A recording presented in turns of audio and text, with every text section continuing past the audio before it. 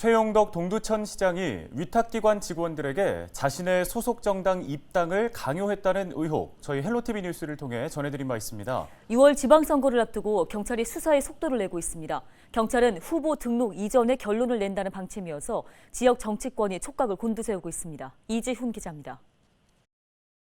네, 더불어민주당 소속 지자체장이 위탁기관 직원들에게 입당을 강요했다는 건데요. 경찰이 수사에 착수했습니다. 경기 북부경찰청은 지난해 7월 최용덕 동두천시장의 선거법 위반 의혹에 대한 수사에 착수했습니다. 이후 동두천시청과 산하기관 4곳에 대한 압수수색이 이루어졌습니다. 경찰은 현재까지 관련자 33명을 불러 조사했는데 이들 가운데 일부는 상반된 주장을 하고 있는 것으로 알려졌습니다.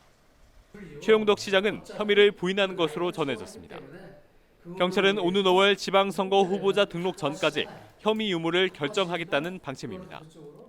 경기 북부경찰청 관계자는 현재까지 확보된 진술과 증거 등을 바탕으로 최 시장에 대한 조사를 진행했다며 조사 내용 등을 검토해 최 시장을 추가 소환할지 여부를 결정하겠다고 말했습니다. 이 사건의 핵심 쟁점은 권리당원 모집 과정에 최 시장이 개입했는지 여부입니다. 최 시장은 지난해 2월 민주당 권리당원으로 가입한 사람들에게 문자 메시지를 보내 저를 도와주기 위해 권리당원으로 가입해 주신 것에 진심으로 감사한다고 전했습니다. 그런데 이로부터 한 달여 뒤 청원의 국민청원 게시판엔 위탁복지기관의 입당원서 강요 사건의 진실을 밝혀달라는 청원글이 올라왔습니다. 청원인은 복지기관 대표가 입당원서를 받아오라고 지시했다며 전혀 자발적이지 않은 강요였다고 주장했습니다. 그러면서 재계약을 해야 한다는 이유로 대표가 직원들에게 정치활동을 강요하는 것은 엄연한 갑질이라고 했습니다.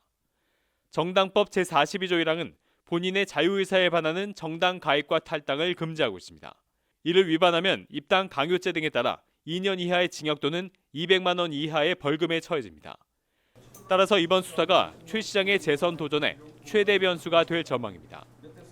최 시장은 지난 2018년 민주당 동두천시장 후보 경선 당시 일반인 여론조사에선 다른 후보에게 밀렸지만 권리당원 조사에서 앞서 민주당 시장 후보로 확정된 뒤 본선에서 최종 당선됐습니다. 헬로티비 뉴스 이지훈입니다.